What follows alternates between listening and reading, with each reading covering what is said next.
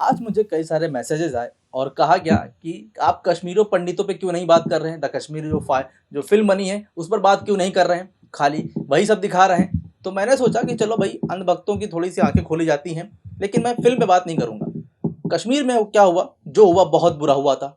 कश्मीरी पंडितों के साथ जो कुछ हुआ, उनका पलायन हुआ, वो एक काला इतिहास है जिसको कभी बदला नहीं जा सकता। ये बहुत ही गलत हुआ था कश्मीरी पंडितों के साथ। उनके दर्द को कोई महसूस नहीं कर सकता, लेकिन हमारे राजनेता और उनके अंधभक्त खूब राजनीति करते हैं, इस पर अपनी रोटियां सेकते हैं और उनके दर्द को और तकलीफ को और बढ़ाते हैं। इसलिए मैं इस पर बात नहीं करूंगा कि फिल्म में क्या है। फिल्म बहुत अच्छी बनी है, बिल्कुल अच्छी बनी है, क्योंकि आप किसी के दर्द को अगर दिखाते हो और उसके बाद वो दर्द जहाँ पहुँचना चाहिए, वो महसूस होना चाहिए, जब वो होता है तो वाकई में तारीफ़ होनी चाहिए, फिल्म की तारीफ़ होनी चाहिए। मैं भी देखूंगा ज़रूर, अभी नहीं देख पाया हूँ, लेकिन बहुत तारीफ़ सुन रहा हूँ और अच्छी फिल्म बनी होगी, मुझे पूरी उम्मीद है, क्योंकि कश्मीरी पंडितों के साथ जो कुछ हुआ वो बहुत गलत हुआ था। नमस्कार, अस्सलाम वालेकुम, मेरा नाम है नदीम खान और आप देखना शुरू कर चुके हैं देसी बातें सिर्फ इंडियन पत्रिका पर।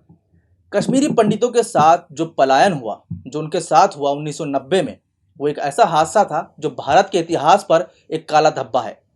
मगर इसको लेकर अब राजनीति इतनी तेज हो गई है, इतनी ज़्यादा गर्मा गर्मी है कि अब इस पर फिल्में बनने लगी हैं। बननी भी चाहिए, क्योंकि मुद्दा है, जो दर्द है वो हर एक शख्स को महसूस होना चाहिए, दिखाना भी चाहिए। लेकिन देश में और भी बहुत सारे मुद्दे हैं, क्योंकि कश्मीरी पंडित पूरे साल हर बार हर जगह पर आपको एक मुद्दा बनता दिखता है, चुनाव में भी, नेताओं के भाषण में भी।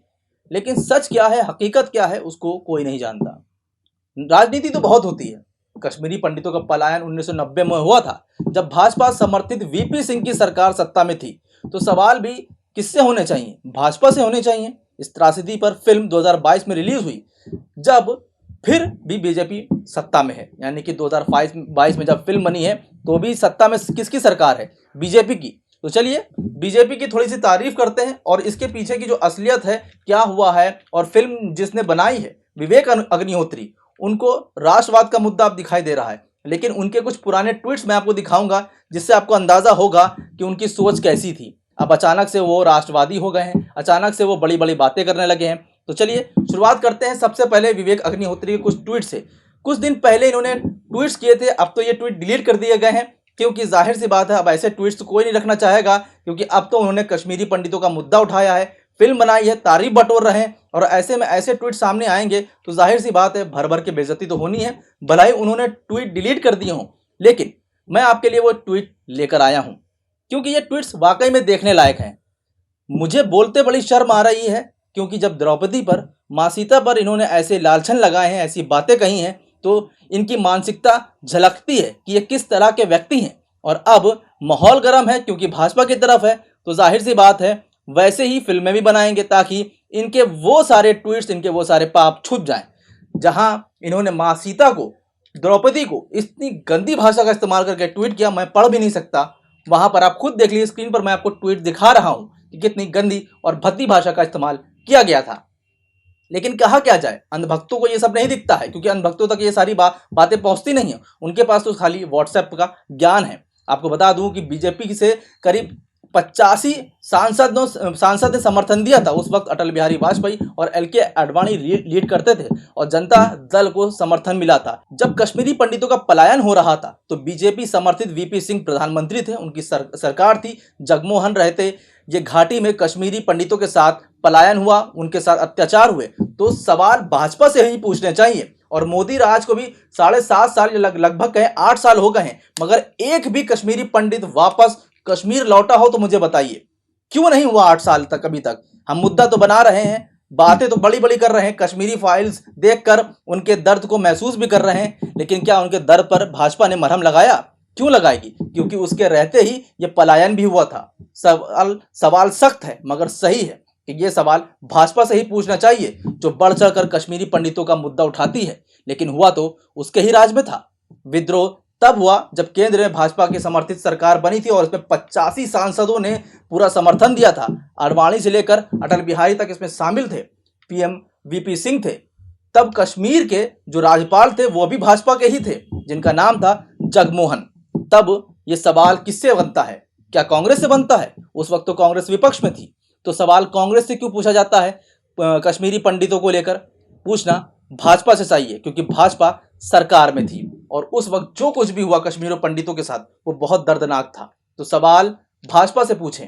और जितने भी व्हाट्सएप यूनिवर्सिटी के ज्ञाता हैं जो सवाल बरसा रहे हैं, मुझसे कह रहे हैं कि आप कश्मीरी फाइल्स पर क्यों नहीं बोलते, कश्मीरी पंडितों पे क्यों नहीं बोलते, तो मैं बोल रहा हूं, बता रहा हूं और कह रहा हूं, फिल्म बहुत अच्छी बनी है, लेकिन सरकार से सवाल पूछना चाहिए। उस वक्त भी आप ही सरकार में थे और आज जब बनी है फिल्म तो भी आप ही में है। और विवेक अग्निहोत्री से भी पूछना चाहिए कि आपने मां सीता का अपमान कैसे किया, आपने द्रौपदी का अपमान कैसे किया। साथ ही मैं आपको इनका एक और ट्वीट दिखाता हूं। विवेक अग्निहोत्री के हिसाब से नैनो कार में महिलाओं का रेप नहीं हो सकता क्योंकि नैनो कार बहुत छोटी होती है। ऐसी मानसिकता वाले को कैसे कोई राष्ट्रवादी कह सकता है, जिसकी सोच ही घिनौनी हो। और मगर हमारे व्हाट्सएप यूनिवर्सिटी के ज्ञाता अंधभक्त अब लग गए हैं व्हाट्सएप यूनिवर्सिटी का ज्ञान बांटने के लिए। मुझको बोल रहे हैं कि आप ये करते हैं वो करते हैं, और अगर अभी भी यकीन ना हो तो थोड़ा बहुत गूगल सर्च कर लेंगे तो आपको सारे सबूत मिल जाएंगे। मुझे कुछ भी कहने की जरूरत नहीं पड़ेगी।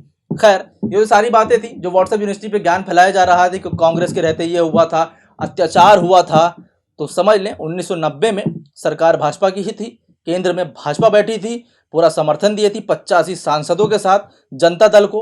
तो सरकार से सवाल पूछना आपका ही काम है और अभी भी सरकार ही सत्ता में है कि 8 साल हो गए हैं, क्यों अभी तक कोई भी कश्मीरी पंडित को वापस से वहां पर नहीं बसाया गया, क्यों नहीं बसाया गया? ये सवाल पूछिए मोदी जी से, योगी जी से, जो बार बार अपने भाषणों में ये बात कहते नजर आते हैं, कश्मीरी पंडितों का जिक्र करते नजर आते हैं।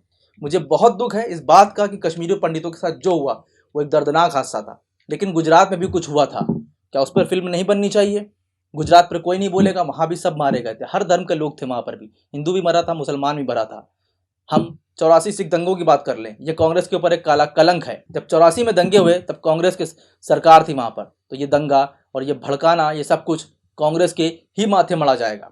उसी तरीके से जब कश्मीरी पंडितों का सब कुछ पलायन हो रहा था तब भाजपा के समर्थन की पूरी सरकार बनी थी, वो भी 1 2 नहीं, 10 नहीं, 20 नहीं, 50 नहीं, पूरे 85 सांसद थे। क्यों नहीं मुद्दा उठाया गया?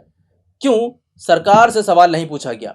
क्यों अभी भी हर चीज़ के लिए कांग्रेस और नेहरू को जिम्मेदार ठहराया जाता है? पूछिए सरकार मोदी जी से कि 8 साल में आपने कितनों को बसाया है। फिलहाल जिसने देख लिए मुझे कमेंट करके बताइए कि सबसे अच्छा क्या लगा आपको। मैं भी आपको देखकर बताऊंगा, अपना रिव्यू ज़रूर दूंगा। फिलहाल अभी के लिए बस इतना ही। नमस्कार, खुदा हाफिज़, जय हिंद।